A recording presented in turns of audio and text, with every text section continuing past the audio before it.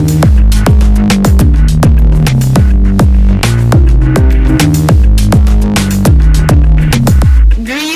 Yaliwe, and welcome to the Rarebirds podcast. Thank you for having me, Joanne. I'm glad to be here. Yeah, it's an absolute pleasure to have you on, and I'm really excited to introduce you to my audience. So let us jump right in. So tell us, to begin with, who is Yaliwe? Start with the beginning story before Yaliwe was Yaliwe, if that makes sense. I think I don't know. I think Yaliwe hasn't really changed. Yaliwe has just evolved and grown a little bit more with experience. I think I've always been entrepreneurial, that's one thing, very curious, a risk taker. So I think I'm pretty much still the same person. It's just that now, instead of just jumping into things, that's like, okay, now I'm going to have to take a calculated risk here, you know. So I've just evolved with time. But yeah, so pretty much nothing has changed. I've been in the corporate world. I think I started working way before a lot of people my age. So I've been working since I was a teenager. I worked for a practice for a doctor, like the doctor's assistant, moved a little bit more into consultancy, kind of corporate governance, then found myself in the oil and gas sector for a good 6 years. And then now I'm in the tech space. I'm in blockchain, to be specific, and also trying to see how do I integrate blockchain in a lot of things that I'm passionate about, including beauty and fashion. Yeah, and I'm really looking forward to the blockchain part of this conversation. So tell everybody, where are you from, Yaliwe? Where did you grow up? Okay, so I normally say I grew up in two places, right? So I spent there, I would say, from being born in Zambia. I left when I was pretty young. I left when I was a teen. So it was half of my life lived in Zambia and half of my life lived in South Africa. But my adult life has actually been in South Africa. Okay, all right. And what was it like growing up in South Africa? I guess, living your adult life in South Africa. I think, so for me, at first, it was very exciting to be here because I felt like I was finally reconnecting with my mom, right? So she relocated when I was young, so I was given room to get to high school. So getting here was kind of finally being able to reconnect with my mom and my siblings and everybody else that was here. But then I think South Africa taught me a lot. I don't think I would have been the person that I am today if I was still in Zambia. Reason being, I'm not saying that there's anything wrong with being in Zambia, but I thought like it gave me a space to be able to explore, right? I was not stuck to a career, and it also, in terms of the opportunities that I was able to come across, because the space to thrive was very difficult, but the space to thrive was there. So I think growing up in South Africa I think it's what I needed, because Johannesburg, very fast-paced, being a foreigner, very hard. There were a lot of doors that were not really opening up for me. So it's like, okay, you're foreign, there's some places that you just can't stay in, right? So you had to think outside the box. You had to be innovative in order to thrive. So I think it gave me that space to think outside the box. Yeah. Now, would you say you have always been entrepreneurial? I have actually. I think I've always come up with something, you know. Sometimes the stuff I came up with actually put me in trouble, not only me, put my mom in trouble. So, really? Yeah, I remember there was a particular time that I wanted to have this really huge show with some artists, and I was still a teenager then, and I was able to convince this artist to come through to South Africa. And I actually didn't know I'd actually stepped on a very dangerous turf, because there was another organization that was running a similar thing, and they were like, who is this person that has brought an artist that we wanted so bad? And there was some kind of sabotage there. that I ended up owing this artist a lot of money. Wow. We didn't make money, and I got my mom involved in this thing, and she was like, you know what? I just feel like I don't want to wake up right now. Oh my gosh. With what you've done. But I felt like she believed in me. So she allowed me to be able, because yes, some stuff that I started worked out very well, some not so well. So that's why I said I think I'm still pretty much the same person, but I've just evolved with time. Okay, great. So now let's jump into the actual journey of blockchain. Tell us the background. How did you get into blockchain? And just start telling us about all your projects and what you're working on now. Okay, so I normally say I fell into blockchain, and I think I fell into destiny for me. After that, there was kind of a shaky environment at work, because there was a rumor that was going on that the company that I was working for at the moment might actually close down.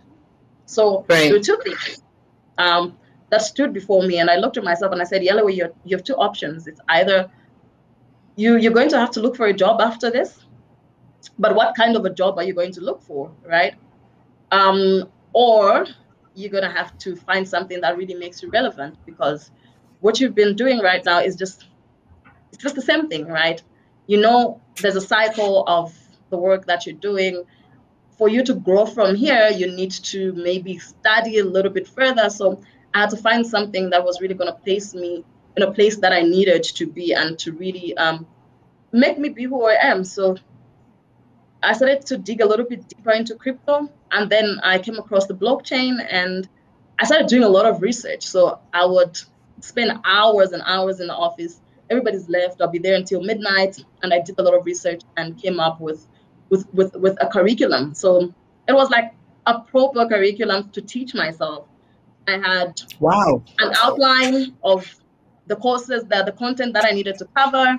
So I had to now look for that content through my research. And after the content, I had like a whole page, had questions that I needed to go back and revise and ask myself. So because I'd created such a document, I started using it to teach other people. And I started with women. So I started a women's group called Johannesburg Women in Blockchain. And I advertised it on Meetup, and every first Saturday of the month, I would meet so there was this very popular hotel around my area. So I was like, okay, do you want to meet up for coffee, ladies? Let's meet up for coffee. Let's look at this technology. Let's see how we can get opportunities from it. So it was through teaching other people that I started learning as well. And with that came speaking opportunities. So it was local speaking opportunities. What might have looked like, people trying to get value for themselves out of you, also became something that taught me a lot more and gave me an opportunity to be recognized a little bit more. So I leveraged off that, because there were companies that would think about holding a conference in South Africa, and because they want to avoid the costs of traveling or coming to teach or coming to pay people, they would look for local people who understood the technology, and they'll give you a topic, and they'll be like, okay, Yaliwe, these are the topics we want to cover. So which topic do you think you can cover? And I would actually speak at these events. And my biggest break was when I got an international speaking engagement, and that was the World Blockchain Summit.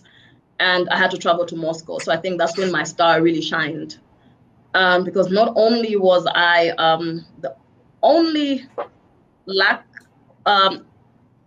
or African speaker, but I was the only one coming from Africa. So in terms of being female, I know there might have been one or two other people that were coming from the continent, but I was the only female there. And I portrayed myself in a way that they wanted. I spoke to the people, they understood, and they were like, actually, she's good. So I think I really gave myself out there, because I left a continent with a mission, and I said, hey, look, I'm not just going there to be counted. I don't want them to say she was here. Yeah, we had somebody from Africa. I want them to know that I'm there. And whether they like it or not, they will know that I'm there. So yeah. And down the line, I got actually contacted by a number of people who wanted to start up an association. So that was my first time being part of an association called Blockchain Association of Africa. And I was given the platform to be the chairperson, but the vision was just not aligned with what I wanted to achieve. So I stepped back, and when I stepped back, a number of people still came back to me and said, hey, Yaliwe, we can still do this. I think, let's think of something else. So we came up with the United Africa Blockchain Association, and we started moving and pushing education, which wasn't always easy because getting support is not always easy. So I had to do a lot of things out of pocket. So I had to make a lot of sacrifices out of pocket in order for the association to still stand even up to today.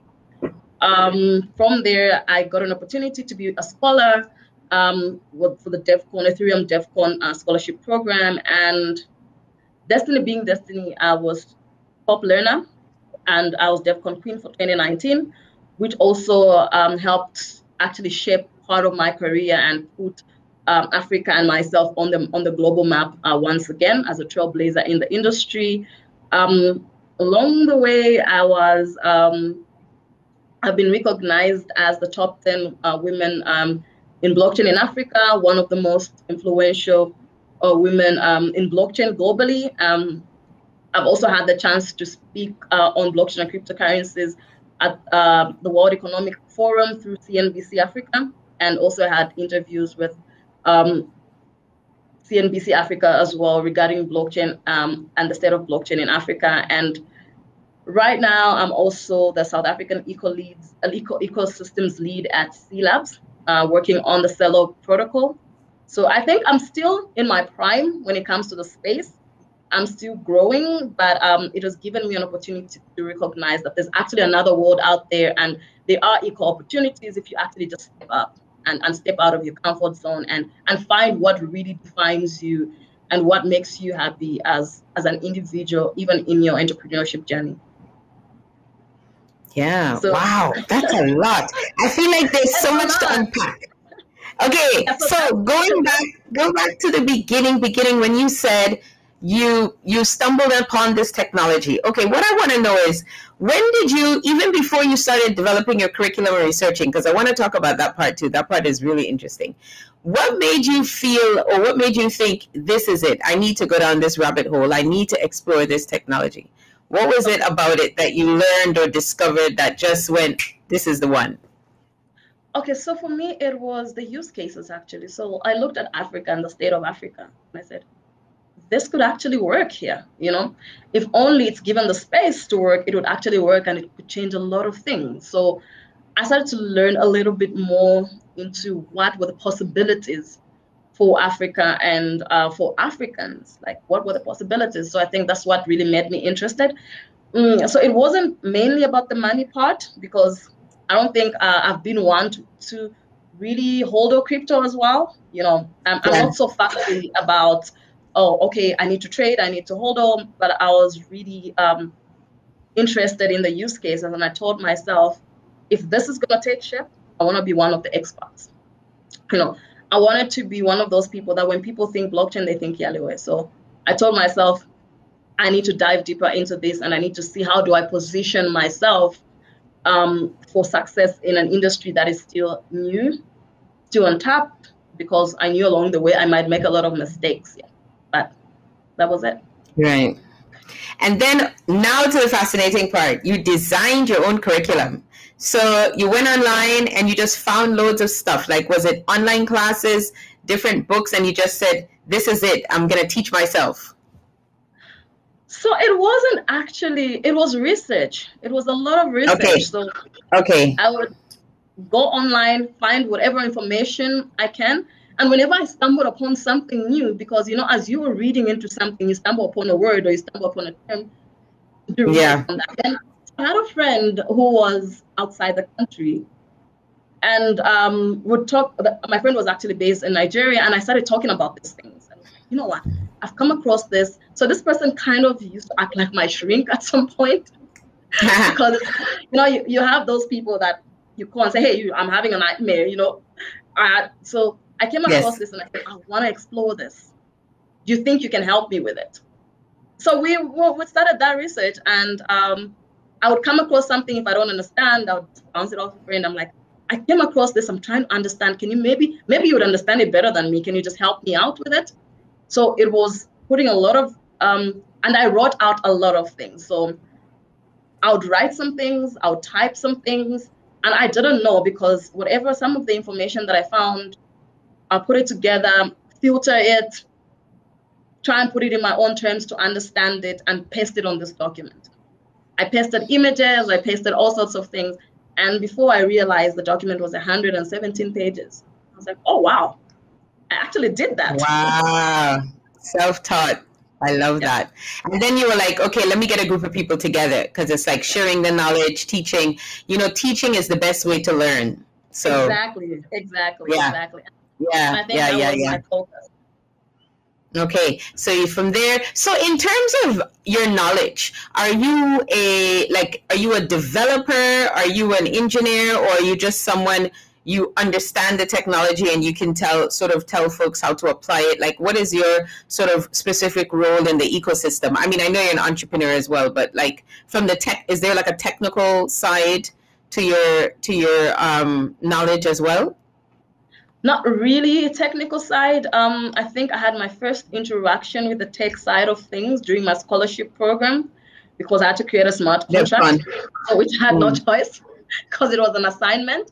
But I think it was more of looking at the possibilities and teaching people how to apply it, and also just teaching people about the general knowledge. You know, it's better to know, even if you're not going to be technical, but it's better to know something. So that was the main idea, but I've dived a little bit deeper into the tech aspects of things, though I'm not a developer. I don't think I would want to learn how to become a developer, but I don't think it's something that I'll take on as a career, but it's something that I've put in my mind. And reason being, I'm dealing with this technology, I need to understand it inside out. Because sometimes, you know, I have this perception that there's a lot of people who are leading companies and organizations, and they don't understand how the staff works. So if the people on the ground that understand leave, you're left with nothing and everything crumbles. So I want to just really get my hands dirty when it comes to development as well, so that if there's a fault somewhere or if we need to build something, I do understand what it entails. Yeah, absolutely. It's important to understand the technology and how it works. Okay. And then you talked about the opportunity in Russia. And then from there, all these doors just started opening to you. Tell us a little bit more about Devcon. For people who've never heard of Devcon, they don't know what it is. What is Devcon? So Devcon is kind of, it's a conference, right? That's it's so in the blockchain space, like for a lot of blockchains, they do have like a major developer conference, right? So it's more of that, a deep dive in a lot of things, in a lot of applications and stuff. So Devcon was very costly to begin with. Not everybody had the opportunity to be able to attend, because a ticket only would cost you about $1,000.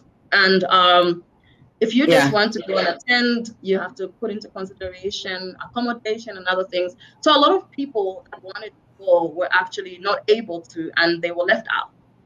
And that's not what blockchain is about. So the Ethereum Foundation came up with a scholarship program that they were looking at kind of people who were kind of disadvantaged in some way, and they would really make a good fit for Devcon. So they came up with a scholarship program, and I applied for that.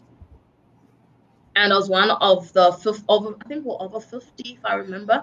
And I was one of those people that were selected to travel to Japan for the scholarship program, though the whole program starts before you even travel with Devcon. So you start learning about basics of blockchain, and you start learning about the developer aspect of things. So you're actually equipped for where you're going and what's to follow. And I think it's a great way to actually network, actually learn a little bit more about the blockchain, and to really get opportunities out there. So that's how I got into Devcon. It was through a scholarship. It was like the first cohort of the scholarship program that was open to a lot of people to apply here. Right. And now you mentioned, cLabs as well as United Africa Blockchain Association. So right now you're the chairwoman of the United Africa Blockchain Association, right? So what do you guys do? Like, what initiatives do you guys put forward? Okay, so the first one is really education. So there's been an emphasis on education, and we're looking at solving a lot of problems, but we need to educate first. And then we're looking at skills development as well. So but I'll say, okay, how do we develop skills? How do we use blockchain, you know, in gender equality issues, poverty alleviation, you know, so we've put all these things together, but we need to educate first because we need the people that are going to be able to drive these initiatives. So we've got a campaign that we call it's called the Train the Trainer program, but the aim is to really reach and teach 1 million people on blockchain in Africa. So we're looking at kind of a multiplication model that we don't have to teach the 1 million directly, but we can teach quite a number. And we've developed a 10 by 10 metrics, right? So right now, let's say we're educating 300 people. Each of those people needs to go and reach out to 10 people within their communities to teach them on blockchain, right? Whether it's just making them understand that there's this new technology, and then they report back to us. Okay, these are the number of people that I've educated. Here's proof that I educated quite a number of people on blockchain. And if there are some of those people who would like to maybe take a little bit more of a dive, it's when we get in. And we're also asking them to come up with use cases because, look, we do have common problems, but they are community-specific problems that they think blockchain could potentially solve. And then with this, we're hoping that we can support them to actually bring these use cases to actualization and maybe try and get support from partners out there to help these people build those solutions for their communities. So that way we're trying to solve all those little problems using one model, which is the Train the Trainer program aimed at reaching 1 million people. Yeah. Okay, and this is only in South Africa, or is it continent-wide? Yes, that's why it's the United Africa Blockchain Association. So it's really everyone. Yeah, I realize that. The next question I was going to ask you is like, where are your members from? Are you spread across the continent, or?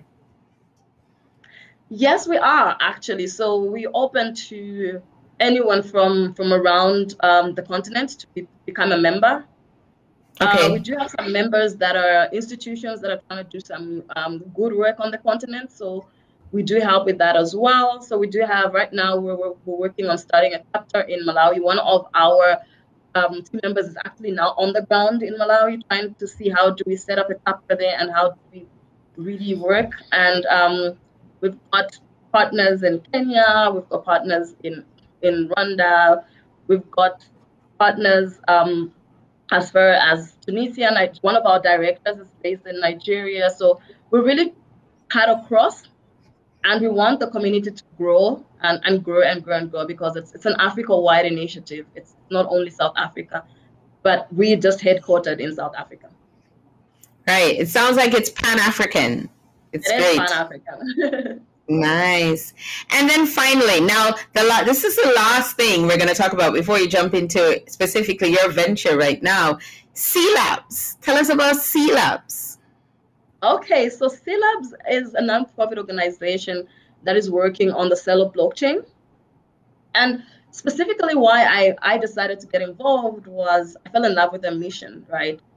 So cLabs' mission is to really build tools that create the conditions of prosperity for everyone.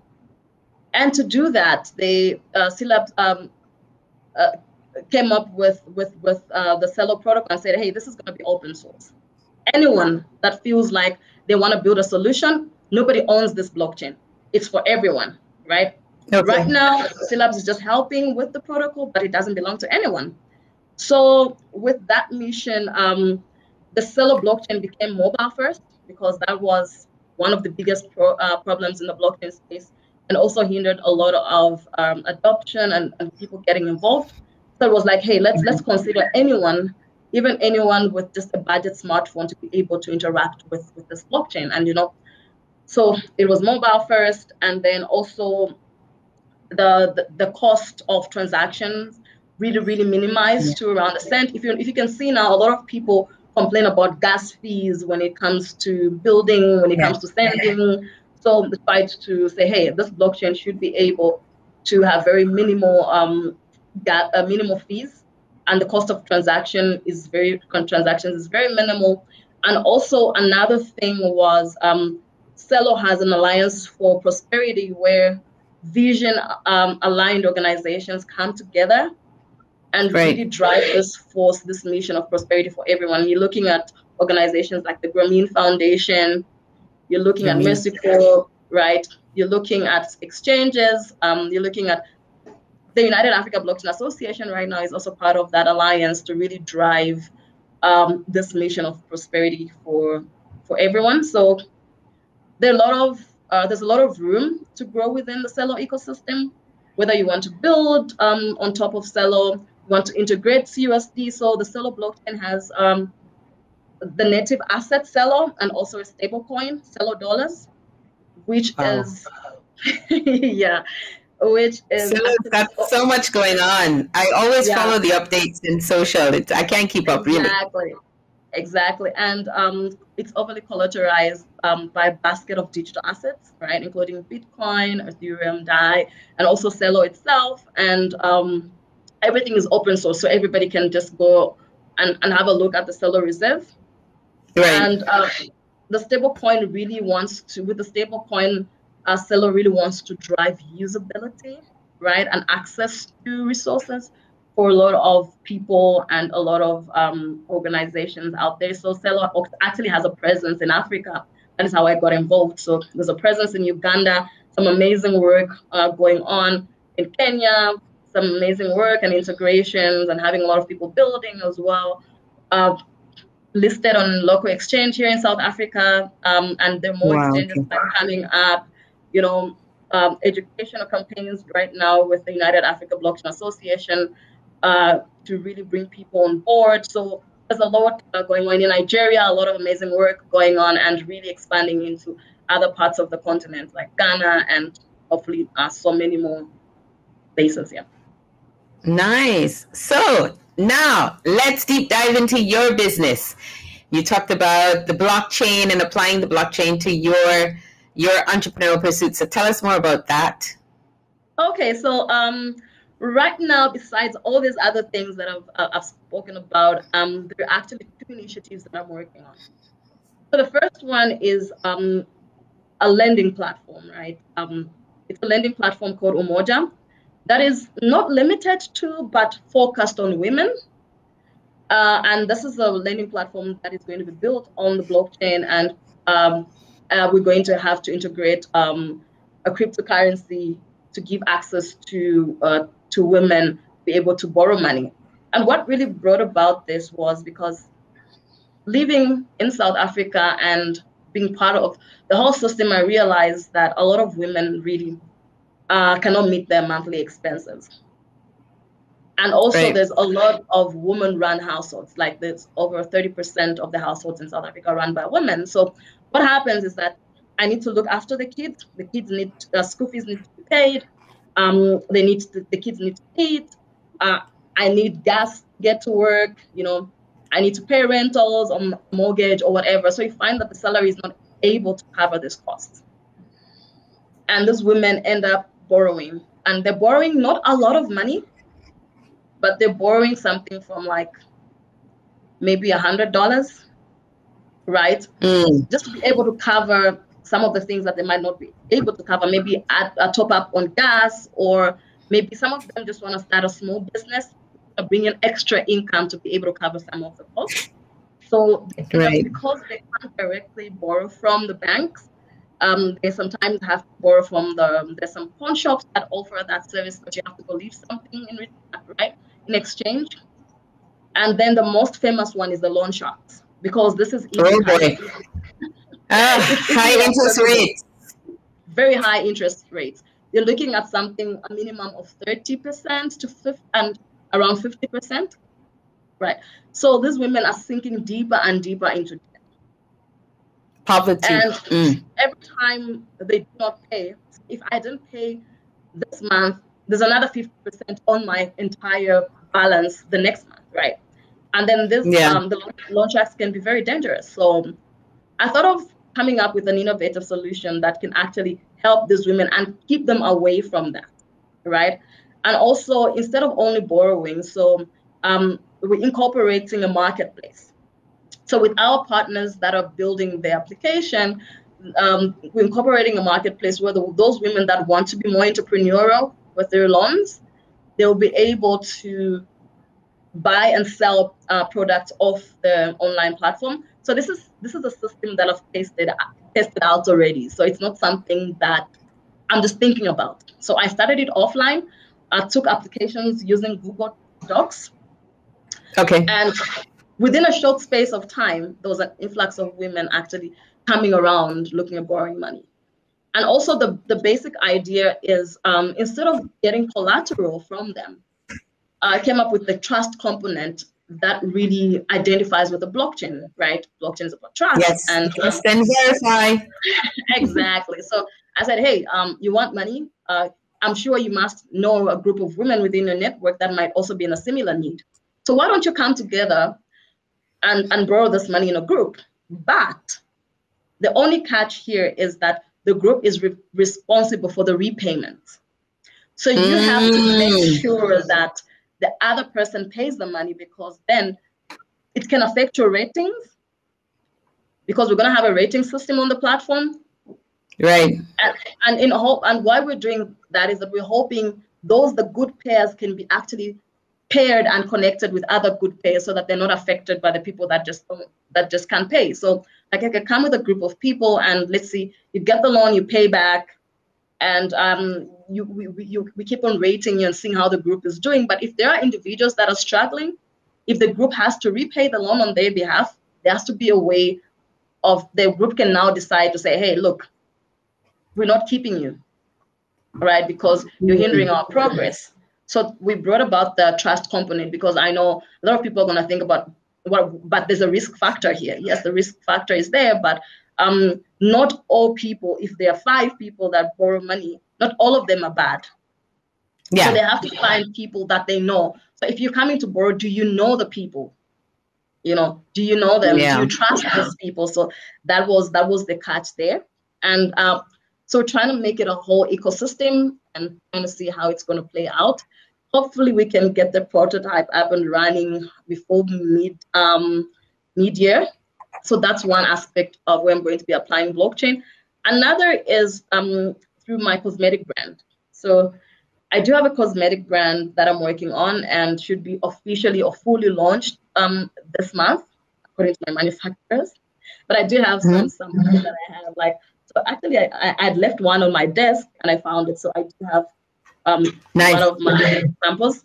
So I'm looking at incorporating payments using crypto. So integrating, so people can purchase my cosmetics with cryptocurrencies. So that way I might not integrate the technology directly, but I might enable someone that wants to spend their crypto, spend it on my platform, right? And also trying to see how maybe with some of the women that are doing well with other projects, how do I marry the two and put in place a reward system that can maybe even spend this points for those that want to get cosmetics, they can spend this point on the cosmetic platform. So that's kind of how I'm trying to bring in blockchain and cryptocurrencies. Right. Now, these 2 projects are active and you are concurrently running them right now or building them right now as we speak, right? Yes. And I note that they're both female focused. Why, I mean, this is a redundant question, but why women, Yaliwe? I identify with it. As I said, it's a redundant question. But why is it because of where you are, sort of where you live, you see a lot of the problems and they mainly tend to revolve around women? Or is it like you've always felt very passionate about these issues, or is it something else? Look, I felt like sometimes right now there's a lot of women coming up and becoming heroes in their different spaces. But I felt like, look, women right now need their own heroes, because for a long time now, being in Africa, women have been told to, like, you can't be too much, you know. You're a woman, you need to get married and have your babies. Yeah, you know, calm down a little bit more. Like, look, the focus has really been on whatever you are doing, whether you're going to college or you're becoming an entrepreneur, whatever you're becoming, the focus has always been marriage. So you can have all these things, but the focus right there, the end goal is marriage, right? So a lot of women had to really lay a little bit low and say, hey, look, I'm a woman. It's fine, I can have a job, but at the end of the day, there's a husband that's going to come by. So I felt like women need to see other women doing things. And when they see other women doing things, they look at you and say, hey, if she can do it, I can do it, right? And the more, and also to give them that kind of empowerment, because there's been a lot of domestic violence. I mean, in South Africa, it's rampant. Right. Yes, I remember there was some big extreme cases last year. Remember, and there was like the hashtags, and I mean it's everywhere. But I do remember some incidences in South Africa. Yeah, exactly. And it's because yes, there are women who are empowered, but it's kind of the need is mainly on the man, and it's like, okay, I have to compromise because I need this person, right? So it's kind of letting them know that, look, you can be who you want to be. You can be somebody. You can still be married and still be a powerhouse, right? Because there are other women out there who've actually gone out after their dreams and actualized them. You know, they haven't settled, right? You can be anything. You can be a wife, you can be a mother, but you can also still be a powerhouse. So my focus is to give women somebody they can refer to, a mentor, so that they can pursue their dreams. And women, I've come to realize that women can do a lot more, because women are nurturers. We nurture. If I'm going to be given an association, I'm going to treat it like a baby, right? I normally say this. I think sometimes organizations are run better by women because we don't have a point to prove. So we don't have a point to prove. So, look, I think I'm not talking from a man's perspective. But from what I've seen is, a man is going to do so much. You know what his focus is? His focus is, I need to make money so that I can buy a car, I can marry a wife, and, you know, get a wife, have kids, be able to provide. Be a provider. Get a Ferrari. You know, the girls can admire me. I told myself, big house, live well. I don't need to raise money to buy a Ferrari, right? I need to so if I've put my mind on empowering, I'm gonna put in my all, because I don't need money I don't need to get money to buy a Ferrari. Maybe I can get married to a man with a Ferrari, but look, that's not my end goal. My end goal is not all these things. So I don't think women have a point to prove, and that's why I think they make better leaders in most instances. And mostly women, if I'm gonna work, I'm not showing the world. I'm working for my children. I need to feed my children. So there's just that. I need to take care of things. That's what I look at. Yeah. Right. This is a little off topic, but it just came to mind. Speaking of women and your passion and interest in women, do you believe that the women of today, I mean, you travel a lot, you work across the African continent. Do you believe the women of today are like the women of yesterday? Are they a bit more passive? Do they just, you know, keeping their head down to get married? Or do you think they're a bit more proactive, a little more aggressive about what they want? I think they're a bit more aggressive. A long time ago, between a certain age and a certain age, a woman was supposed to be like, hey, you're growing old, you need to get married. Women of today don't care, right? Nah, they don't. No, they don't. Like, I'm pushing what I have to push. That can wait, you know? That's not my end goal in life. And so I think there's a lot of women doing amazing things. And also, let's also give it up to the men who've been supportive, right? For sure. As much as women are pushing, the men have also been quite supportive. A lot of men have come out and said, hey, we're going to support these women that are doing amazing things. I mean, some of my biggest supporters have been men. Yeah. You know, I agree there. I know a lot of guys who are very supportive of their wives or girlfriends, or just, you know, women around them generally, their friends, etc. Yeah, for sure. Yeah. So they look at you and say, hey, she's doing something. Like, how can we add value to what you're doing? How do we support you? And I've come across a lot of men who have really supported, especially in the space, in the tech space, who've given me a platform to voice myself. So, and also pointed me in the direction of opportunities. So, yeah, as much as the women are pushing, I think the men have also woken up and they're like, look, we no longer run this show, and the women are coming up, let's support them. So for those men that are really supporting women, yeah, a big round of applause. Yeah, I think a lot of guys are of a different mindset as well, different generation. Yeah, it's not like our fathers and grandfathers or whatever who are a bit more, they're more embracing and accepting. So that's a good thing. That's a really good thing. So back to your two companies that you're building. So where do you see them in the future? Do you want to work in them full time, or do you want to just build them up and then move on? Like, what's your plan with the businesses? So I think actually I'm building for the future, right? So I'm gonna be having to do a lot of work right now. Yes, eventually there might come a point whereby, you know, when a business is well structured, it reaches a point of proper structure, there's cash flow.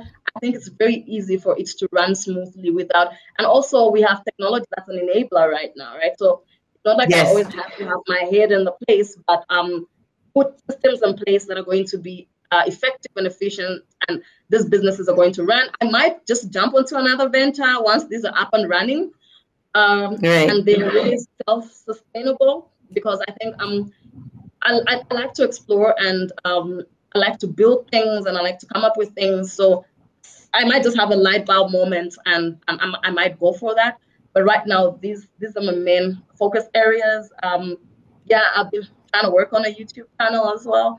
Just trying to I've seen that, yes, on LinkedIn. Yeah, trying to bring information out there. You know, starting out small. So that might also be something that I might start doing regularly, just to really get some relevant information out there. Not only just information, but just give people a platform to identify with me in some areas. Yeah.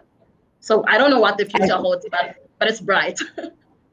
I think you're definitely also working on your personal brand right now. I see a lot of you on your own, like your face, your YouTube channel, on LinkedIn and everything. So I guess you're shifting away just from like blockchain entrepreneur and just more about you, right? It seems. Yeah, no, definitely. So all these things make me.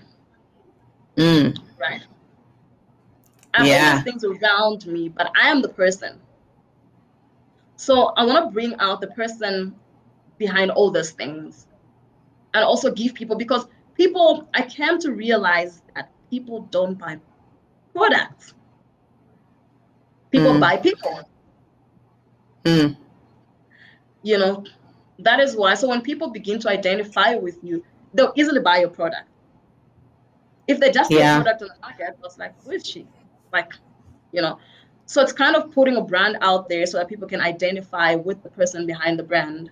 So that's kind of the vision there. Right.